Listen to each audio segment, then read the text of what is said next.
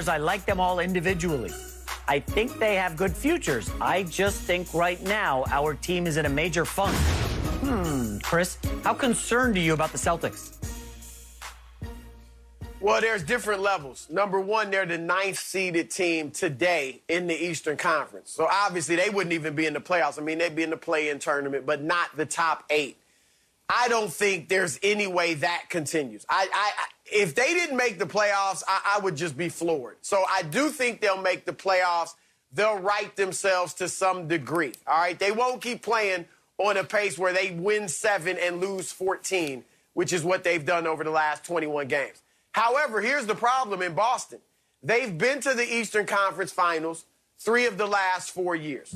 They have 2 max salary players in Kemba Walker and Jason Tatum, and another guy in Jaylen Brown who's getting paid handsomely. So they are a team that is built to win right now and expected to win right now. And there is no way that they're coming out of the East. And that was, the people were thinking they had a shot to do that. I don't see them getting to the conference finals. Brooklyn is obviously better. Philadelphia is certainly better, I think, at least right now. And the reason they used to beat Philadelphia, in large part, was because Brad Stevens would out-coach Brett Brown. I don't think that's going to happen now with Doc Rivers. So I put Philly ahead of them. Even if Boston rights itself and gets itself together, they are still, at best, the third best team in the East, in my estimation. And I'm not even talking about Milwaukee, a Toronto team that's suddenly playing well, and Indiana. So Boston is, I'd be concerned if the goal was to get to the NBA Finals, which it was. So, yeah, there's a major concern there because that is not going to happen this season. The concern is in the immediate future, yes, they're not going to play for a championship. Not only this year, next year, they're locked up, as Chris mentioned, when it comes to their cap situation. It's going to be difficult to change this team. It's why they were seeing what the market was for Kemba Walker last summer to see if they could move him, because they realized we're not good enough to get to where we want to go. But concern, that's a little tricky for me to say that the sky is falling on the Boston Celtics. Look, they've not only been to the Eastern Conference 3 times in the last 4 years, they've been to the playoffs 6 years in a row, and there's still a very good chance that they will go again this year. The door is simply closed when it comes to them winning a championship in the next year or two because of what Brooklyn has put together and what Philadelphia has put together. That said, Boston still has 2 young talents. They have assets. They have the ability the ability to change pieces and still make this a viable team in the near future. It's not like they're locked up going long term. So did they potentially miss their window right now? They may have.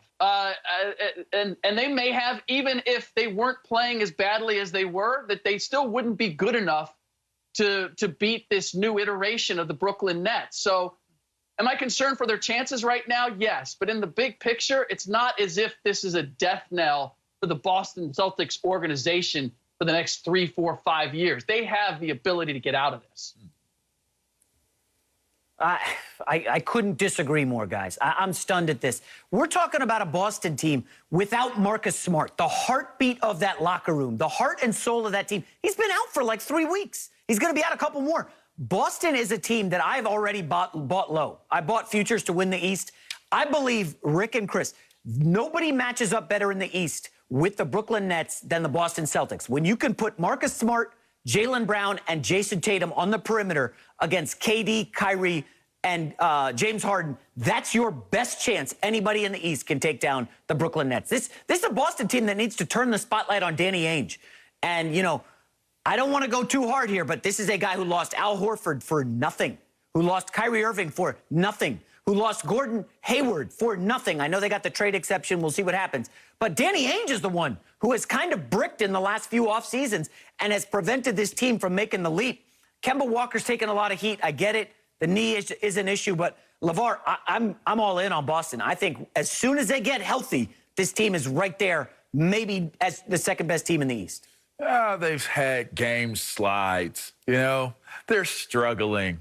There's so much more basketball to be played. And you know what? They got one player, his knee is bumming. He'll get it healthy. Once he's healthy, and Kemba Walker, they'll be so much better. Once they get Marcus Smart back, they'll be so much better. What are we panicking for? I mean, come on, guys. There's so much more basketball left to be played as we go down the stretch of the second half of the season. I see what he's doing, All right, Chris. hold on a second. You see what he's doing? Hold on a second. I know where he's LeVar, I mean, windows closing, opportunities gone. No, you've had your chance to talk, Rick Bucher. I'm going to talk right now because you know what? It sounds as though what's good for the goose doesn't happen to be good for the gander in this conversation. I don't even know what that means. Because I don't either. right. But it's always been used when it's talking LeVar. about something good for something that should be good for Broussard, something. he's on to something here. All right, Broussard, go ahead. I mean, if you guys, No, look, if LeVar. Qualifier Okay. and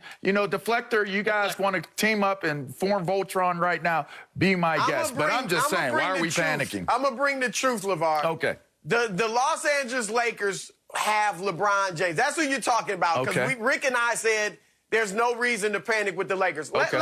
Let's count the differences between the Lakers and the Boston Celtics. Number Let's do one, it. the Lakers won the championship last year.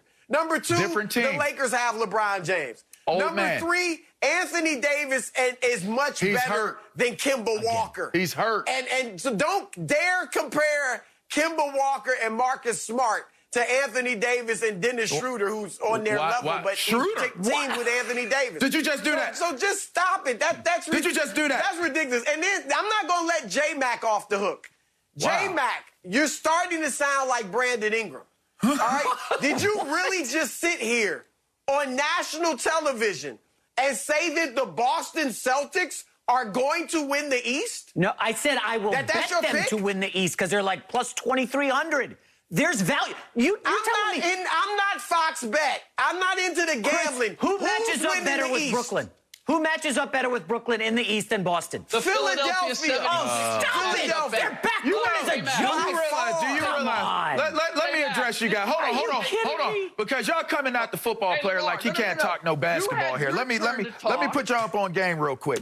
Broussard, you cannot sit there and say they won the championship last year. That's why, and they have LeBron. Did. Hey, no, it's a different team. It is a vastly different team than what it was last year. The heart That's and first and soul of foremost. it's the same. It is not the same team that won the championship last year. That's first and foremost. Secondly, I do not know what Anthony Davis is, what his health is going to be moving forward. You That don't know is what a Marcus Smart tricky is gonna be injury. moving forward either. Or That is a Kemba Walker. very tricky injury. So right now, you're talking about, and Schroeder, like, I get what you guys are saying, but I still think you guys are overselling him and what he brings to the table. I take Rondo over that. Anyway, the bottom line of what I'm saying is that when we're drawing these comparisons, it's interesting because when I look at the 76ers, what do the 76ers tend to do, J-Mac, when they make it to the playoffs and the end of the season? And I like Ben Simmons. I'm Team Ben I mean, Simmons. there's memes. There's so many funny memes of New Embiid coach, LeVar. choking in the playoffs New and not coach. getting Hey, what it do done. I don't what do the trust Boston it. Celtics do? I don't. Doc Rivers. I don't trust Rick, it. Doc Rivers never choked. I don't trust it. And I'ma then when let you're Rick- talking I'ma about let Rick clean y'all and up. then we're talking about Brooklyn. Yes, I like where Brooklyn is right now. Yes, I like the way that they look. Yes, they look like the team that could come out of the East. Yes, it looks like James Harden is playing at an MVP level. I like Brooklyn. Do I think that it still can be competitive if Kemba Walker gets healthy and Marcus Smart gets healthy? Yes. Why is that such a bad foregone conclusion to think that they can still be competitive against Brooklyn? I have to see it from the 76ers. I have to see it from them. They haven't proven, which it was a Penn Stater that won the game for them the other night on that game-winning dunk. By the way, I'm a fan. But anyway, back to my point. I'm not a believer in the 76ers right now. I got to see it take place between Brooklyn That's your and point. the Celtics right now. But you're using that's the another truth. literary device. It's called hyperbole. Hyperbole is good Boston- too. Look, Back to back. I like that. The Boston Celtics may be good, and they may be good at small ball. They're not better than the Brooklyn Nets at small ball, no matter who is healthy and on the floor for them. The only way you're going to knock off the Brooklyn Nets is to play a